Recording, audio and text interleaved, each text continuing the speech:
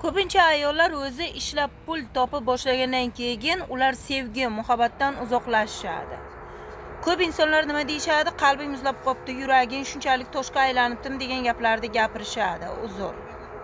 Biz ham bunaqa ayollarni to'g'ri tushunishga harakat qilishimiz kerak. Uyda turmush o'rtog'i o'tiribdi, lekin bu ayol ishlayapti, pul topyapti, farzandlarni boqyapti, repetitorga yuboryapti, kvarplatalarni to'layapti, gaz, svet, suv, yana kiyim-kechak, erkak uyda. Yoki bo'lmasam turmush o'rtog'i farzandlari dunyoga keltirdi-da, o'zi qochib ketdi, tashlab ketdi. Bu ayol hamma narsadan ko'yni qolib, faqat ishga berilib ketdi.